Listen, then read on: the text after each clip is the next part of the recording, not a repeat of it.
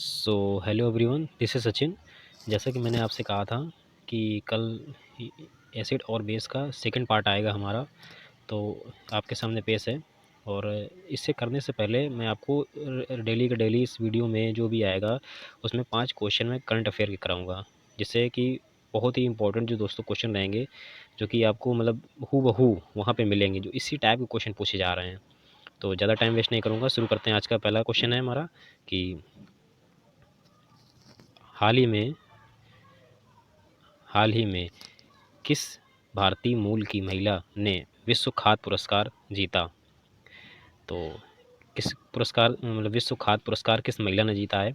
निर्मला चौहान, गायत्री शर्मा, शंकुतला हरक सिंह और दिव्याश्री पटसारिया।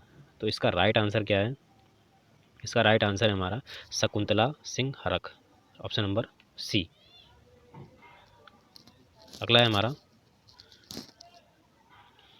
भारत का पहला कृषि निर्यात सुविधा केंद्र कहाँ स्थित है? तो दोस्तों, अब कृषि का ही पेपर हम लोग दे रहे हैं, तो कृषि निर्यात से ही क्वेश्चन हो सकता है कि आएगा एग्जाम में, और हो सकता है कि आएगा भी। तो इसका डायरेक्ट आंसर बता देता हूँ, टाइम वेस्ट नहीं करूँगा दोस्तों। पहला है मतलब पहला कृषि निर्यात कहाँ खोला गया है? तो खोला गया है हमारा पुणे में खोला गया है। पुणे में इसका कृषि निर्यात खोला गया है। अगला क्वेश्चन है हमारा कि हाल ही में शेख जायद पुरस्कार जीतने वाली प्रथम भारतीय महिला कौन बनी है? तो शेख जायद पुरस्कार जीतने वाली पहली महिला हमारी बनी है ताहिरा कुतुबुद्दीन। चौथा क्वेश्चन है हमारा, हाल ही में दोस्त फॉर लाइफ ऐप किसके द्वारा जारी किया गया? अब दोस्त फॉर लाइफ किसके द्वारा जारी किया गया है? तो ये जारी किया गया है हमारा सीबीएसई के द्वारा। दोस्तों, बहुत ही इंपॉर्टेंट क्वेश्चन है कि हो सकता है आपको एक ना एक क्वेश्चन इस एग्ज़ाम में मिलेगा ज़रूर। अगला क्वेश्चन है हमारा, हाल ही में किस देश के खिलाड़ी बीजे वाटलिंग ने इंटरनेशनल क्रिकेट से संन्यास लेने की घोषणा की है?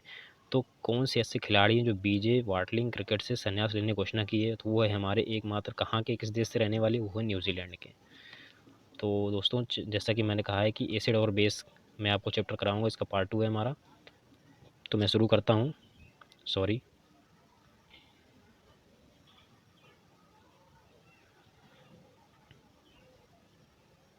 तो मैं यहाँ से देखिए दोस्तों, टॉपिक बाय टॉपिक मैं आपको करा रहा हूँ, तो ज़्यादा टाइम वेस्ट नहीं करूँगा। बस एक आपसे रिक्वेस्ट करूँगा, प्लीज़ चैनल को सब्सक्राइब कर दें, ताकि टाइम टू टाइम आपको मतलब वीडियो मिलते रहें दोस्तों।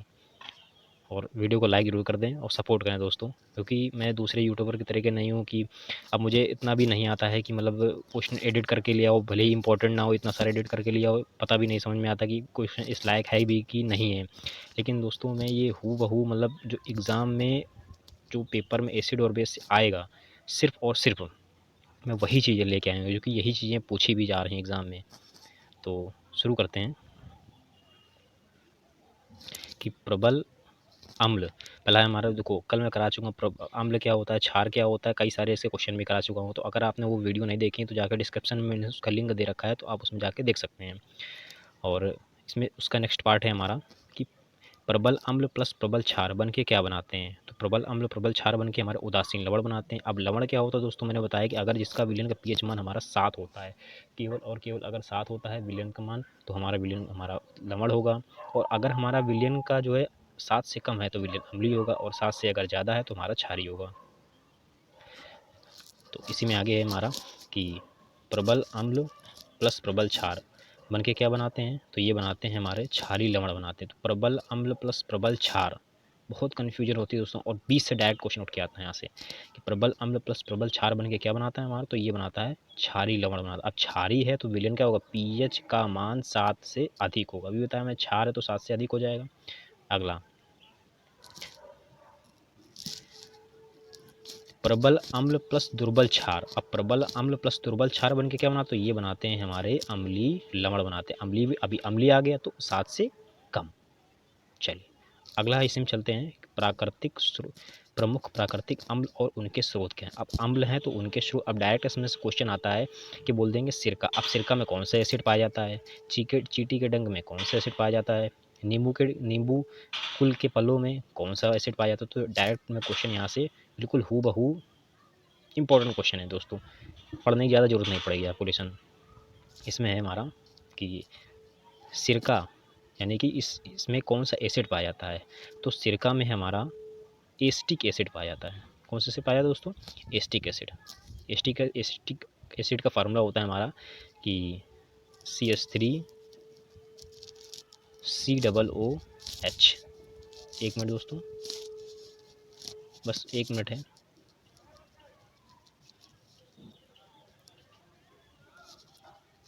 CH3COOH, ये होता है एस्टिक एसिड का फार्मूला, जो कि हमारा सिरका में पाया जाता है। अगला है हमारा फॉर्मिक एसिड। फॉर्मिक एसिड किस में पाया जाता है, तो फॉर्मिक एसिड हमारा पाया जाता है चींटी के डंक में या फिर बर्रे का डंक। डंक में होता है, बर्रे का डंक हो गया, मधुमक्खी का डंक हो गया, चींटी का डंक हो गया, और बिच्छू का डंक हो, इन सब में हमारा फॉर्मिक एसिड पाया जाता है। अगला है हमारा सिट्रिक अम्ल। सिट्रिक अम्ल जो कि खट्टे पदार्थों में पाया जाता है, तो अब वो कौन कौन से होते हैं, एक तो होता है दोस्तों नींबू, और एक होता है नींबू, और दूसरा होता है हमारा संतरा, और इसका फॉर्मूला भी होता है C6H8O6। ये होता है सिट्रिक एसिड का फार्मूला होता है हमारा। इसी में अगला चलते हैं कि लैक्टिक अम्ल। लैक्टिक अम्ल किस में पाया जाता है, तो लैक्टिक अम्ल हमारा दही में पाया जाता है। ऑक्जेलिक एसिड किस में पाया जाता है, तो पालक में पाया जाता है। एस्कॉर्बिक एसिड, जिसको विटामिन सी के नाम से जाते हैं, तो ये किस में पाया जाता है, तो आंवला हो गया, नींबू हो गया, नींबू के पत्तों में, सब में एस्कॉर्बिक एसिड पाया जाता है। अगला है टार्ट्रिक एसिड। टार्ट्रिक एसिड तो किस में पाया जाता है, इमली हो गया, अंगूर हो गया, आम के कच्चे आम के फलों आदि सब में टार्ट्रिक एसिड पाया जाता है। दोस्तों बिल्कुल हूबहू, मतलब बहुत ही अच्छे टाइप के क्वेश्चन है, जो कि मतलब ग्रुप डी हो, एनटीपीसी हो दोस्तों, और ICMR में टूट टूट के यहाँ से क्वेश्चन आएंगे। अगला इसमें है अम्ल, जिसका उपयोग किसके रूप में किया जाता है। अब एस्टिक अम्ल का है, अब इसमें क्वेश्चन आएगा कि विलायक के रूप में, सिरके में, एसीटोन में एस्टिक अम्ल का किस चीज़ में यूज करेंगे। तो अब इसमें से दो चीज़ के क्वेश्चन पूछे जाएंगे। पूछेगा एस्टिक अम्ल का यूज है वो किस चीज़ में यूज करते हैं, तो उसमें डायरेक्ट आपको लिखना होगा विलायक के रूप में यूज करते हैं। अब सिरका तो पीछे पड़ा है, अब एक और याद कर लें, एसीटोन में। एसीटोन जो कि नाखूनी वगैरह होती है, उसमें पाया जाता है हमारा, तो ये एस्टिक अम्ल वहाँ पाया जाता है। फॉर्मिक अम्ल अभी बता चुका हूँ। फॉर्मिक अम्ल हमारा हो गया जीवाणुनाशक के रूप में हो गया, और एक पाया जाता है फलों को संरक्षित करने। अब फॉर्मिक एसिड जो था हमारे चींटी के डंक में पाया जाता था, और इसमें क्या है, फलों को संरक्षित करने में पाया जाता है। अगला तुम्हारा साइट्रिक एसिड। साइट्रिक एसिड का वही खट्टे पदार्थों, अब इसमें दांतों को साफ करने में, और हो गया खाद्य पदार्थों में, दवाओं में, इन सब में साइट्रिक एसिड पाया जाता है। अगला है हमारा कि ऑक्जेलिक एसिड। ऑक्जेलिक एसिड का यूज किसमें करते हैं, ऑक्जेलिक एसिड का यूज करते हैं फोटोग्राफी में, कपड़ों की सफाई व रंगाई में, चमड़े के विरंजक के चूर्ण में, और स्याही के धब्बे हटाने में ऑक्जेलिक एसिड का यूज करते हैं। Sulphuric acid. सल्फ्यूरिक एसिड का यूज कहाँ करते हैं, सल्फ्यूरिक एसिड का यूज हम करते हैं पोटेशियम के शोधन में। इसका फॉर्मूला होता है H2SO4, जिसे हम गंधक के नाम से जानते हैं, और इसको हम तेजाब भी कहते हैं, अम्लों का राजा भी कहते हैं। पेट्रोलियम के शोधन में करते हैं, रंग औषधियाँ बनाने में। संचायक बैटरी, ये क्वेश्चन बहुत पूछा जाता है कि संचायक बैटरी में कौन सा एसिड पाया जाता है, तो संचायक एसिड में हमारा बैटरियों में सल्फ्यूरिक एसिड पाया जाता है। दोस्तों वीडियो को लाइक ज़रूर करें, और प्लीज़ सब्सक्राइब करें, ताकि आगे आने वाला वीडियो आपको जल्द से जल्द आपको मिल सके, और बेल आइकन पर क्लिक जरूर करें दोस्तों, क्योंकि नोटिफिकेशन आपको मिल जाए। अगला इसमें नाइट्रिक अम्ल। नाइट्रिक अम्ल किसमें पाया जाता है, तो औषधि के निर्माण में, उर्वरक बनाने में, फोटोग्राफी में, और विस्फोट अम्लराज आदि बनाने में नाइट्रिक अम्ल यूज करते हैं। अब एक क्वेश्चन इसमें पूछा जाता है कि बेंजोइक एसिड, ये बहुत बार क्वेश्चन पूछा गया, बेंजोइक एसिड का निर्माण किसमें किया जाता है, तो ये दवा व खाद्य पदार्थों के संरक्षण में। क्वेश्चन ये पूछा जाता है खाद्य पदार्थों के संरक्षण में किस पदार्थ का यूज करते हैं, तो इसमें डायरेक्ट होता है क्वेश्चन, इसमें बेंजोइक एसिड का यूज करते हैं, बेंजोइक एसिड। अब चलते हैं दोस्तों, बहुत ही इंपॉर्टेंट क्वेश्चन है इसमें से कि अम्ल, क्षार और सूचक इंडक्टर क्या होते हैं। सूचक क्या होते हैं, सूचक की डेफिनेशन वो होती है कि वे पदार्थ जो अपने ही रंग में मिल जाते हैं उन्हें सूचक कहते हैं। डेफिनेशन तो नहीं पूछी जाएगी, लेकिन क्वेश्चन पूछा जाएगा, इसमें से अलग अलग से पदार्थ निकलेंगे, जिसमें से इंपॉर्टेंट मैं करा देता हूँ। अब जैसे कि हल्दी है, हल्दी उतना इंपॉर्टेंट नहीं है। अब जैसे फिनोप्थिलीन बहुत बार पूछा गया है, फिनोप्थिलीन होता क्या है, रंगहीन। अब फिनोप्थिलीन को अगर अम्ल में मिलाते हैं, अम्ल यानी एसिड, जो कि H+ आयन देते हैं हमारे, और क्षार क्या होते हैं, जो OH- आयन देते हैं। अब फिनोप्थिलीन क्या होता है, रंगहीन होता है, इसमें कोई रंग नहीं होता। अब इसको अगर अम्ल में डालते हैं तो इसमें कोई परिवर्तन नहीं होता, लेकिन अगर जैसे ही इसको क्षार में डाला जाता है तो ये गुलाबी रंग में बदल जाता है। यानी कि अम्ल को अगर इस फिनोप्थिलीन को अगर गुलाबी रंग में क्षार में डालते हैं तो ये गुलाबी रंग में परिवर्तित हो जाता है। डायरेक्ट क्वेश्चन पूछा जाएगा आपसे।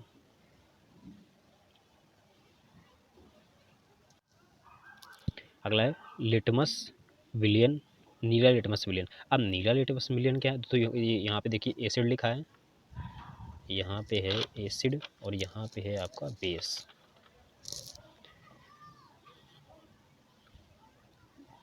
अब नीला लिटमस पेपर जो है जो हमारा अम्ल में जाता है, तो अम्ल में हमारा लाल रंग में परिवर्तित हो जाता है और क्षार में कोई परिवर्तन नहीं होता है। डायरेक्ट क्वेश्चन पूछा जाता है कि नीला लिटमस को लाल कर देता है वो क्या है? हमारा अम्ल है। और नीला लिटमस को लाल कर देता है, अम्ल में जाने पे लाल होता है लेकिन क्षार में कोई भी परिवर्तन नहीं होता। अब इसके बाद पूछेगा लाल लिटमस पेपर जो कि अम्ल में जाता है तो कोई परिवर्तन नहीं होता, लेकिन जैसे ही क्षार में जाता है तो ये नीले रंग में परिवर्तन हो जाता है। डायरेक्ट क्वेश्चन पूछे जाएंगे आपके यहाँ से। अब इसमें एक और इम्पोर्टेंट है कि मिथाइल ऑरेंज का रंग क्या होता है और अम्ल और क्षार में परिवर्तन होने पर इसमें क्या परिवर्तन होता है? अम्ल क्षार जो है हमारा, जैसे ही कि ये जाता है अम्ल में तो ये लाल रंग में परिवर्तित हो जाता है और जैसे ही हमारा ये क्षार में जाता है तो ये पीले रंग में परिवर्तित हो जाता है। आई होप आपको समझ में आ रहा होगा। अगर नहीं आ रहा तो कमेंट करें, इससे मैं बेहतर करने की कोशिश करूँगा। अब इसमें से एक लास्ट में करा दूँ जो कि आपके निकल के आएंगे पीएच वैल्यू से क्वेश्चन। एक क्वेश्चन तो रखा हुआ है आपका कि पीएच वैल्यू क्या होती है। मैं एक एक करके आपको एक्सप्लेन कर देता हूँ। इसकी डिफिनेशन में फिर से आपको बता दूं। अब जैसे कि नींबू हो गया, तो नींबू किस में पाया जाता था हमारा? नींबू tartaric acid, sorry citric acid में पाया जाता है। सिट्रिक में नींबू संतरा सिट्रिक पाया जाता है। अब ये सब क्या होते हैं? हमारे एसिड होते हैं। एसिड क्या होते हैं बताए? जो इनका विलयन हमारा 7 से क्या होता है हमारा कम होता है, तो वो क्या होते हैं? हमारे अम्ल होते हैं। अब इसमें आ गया एक नींबू, पूछेगा नींबू का पीएच मान कितना होता है? तो नींबू का पीएच मान अम्ल है तो अम्ल का मान इसमें हो जाएगा 2.2 से लेकर के 2.4 तक। अगला है हमारा सिरका। सिरका का फार्मूला भी बताया है, CH3COOH, विनेगर भी कहते हैं इसको। अब इसमें से ये बहुत बार पूछा गया कि इसका कितना मान होता है? इसका मान होता है 2.24 से लेकर के 3.4 तक। अगला तुम्हारा है वाइन यानी कि शराब का है। शराब का कितना होता है हमारा? शराब का होता है हमारा 2.8 से लेकर के 3.8 तक। टमाटर का जूस 4 से लेकर के 4.5 तक। बियर का होता है 4 से लेकर के 4.0 से लेकर के 5.0 तक। कॉफ़ी का कई बार पूछा गया है हमारा 4.5 से लेकर के 5.5 तक। मानव मूत्र किसने पूछा जाता है? मानव मूत्र यूरिन का एसिड कई बार पूछा गया है। यूरिन का हमारा पीएच वैल्यू कितनी होती है? तो यूरिन का हमारी पीएच वैल्यू होती है 5.5 से लेकर के 7.5 तक। अब मानव की जो, अब देखिए दोस्तों इसको समझा दूं कि मानव मूत्र है ये हमारा अम्लीय भी होता है और क्षारीय भी होता है हमारा। 5.5 7 से हमारा कम है और 7 से थोड़ा सा ज़्यादा, यानी कि थोड़ा सा क्षारीय भी होता है, कसैला टाइप का। क्योंकि अम्लों का स्वाद कैसा होता है? कसैला होता है। सॉरी, अम्लों का स्वाद खट्टा होता है और क्षार हमारे कैसे होते हैं? कड़वे होते हैं हमारे, तो थोड़ा कसैला भी होता है हमारा। मानव लार का रंग कैसा होता है? मानव लार जो होती है हमारी थोड़ी अम्ली और थोड़ी क्षारीय होती है और इसका होता है 6.5 से लेकर के 7.5 तक। अब इसमें से एक क्वेश्चन बहुत बार पूछा गया कि मानव ब्लड का जो होता है पीएच मान कितना होता है? तो मानव ब्लड का जो होता है हमारा पीएच मान 7.3 से लेकर के 7.5 तक, यानी कि ये क्षारीय होता है। बहुत इंपॉर्टेंट क्वेश्चन है, ग्रुप डी में तो बहुत बार पूछा गया है और इसमें भी पूछा जाएगा क्योंकि अम्ल और क्षार इसमें आ रहा है तो जाहिर सी बात है क्वेश्चन पूछा जाएगा। अगला है तुम्हारा दूध का कितना होता है? 6.4 होता है। चूने का पानी बहुत ज़्यादा हो गया हमारा, इसका फार्मूला होता है CaOH का होल ट्वाइस होता है और चूने का हो गया 10.5। मिल्क ऑफ मैग्नीशिया MgOH का whole twice, milk of magnesia कहते हैं, इसका होता है पीएच मान 10 होता है, काफ़ी क्षारीय होता है। अंडे का सफ़ेद भाग जिसको हम बोलते हैं अंडा नहीं होता अंडा दोस्तों, और अंडा जो सफ़ेद भाग जो ऊपर ही होता है उसका पीएच मान होता है 7.8। और समुद्री जल का कई बार पूछा गया, इसका होता है जिसको भारी जल बोलते हैं, इसका होता है 7.8। और दोस्तों आई होप आपको समझ में आ गया होगा काफ़ी ज़्यादा। और दोस्तों अगर वीडियो अच्छा लगा हो तो प्लीज़ वीडियो को लाइक और सब्सक्राइब जरूर करें ताकि आगे आने वाली वीडियो आपको मिल सके।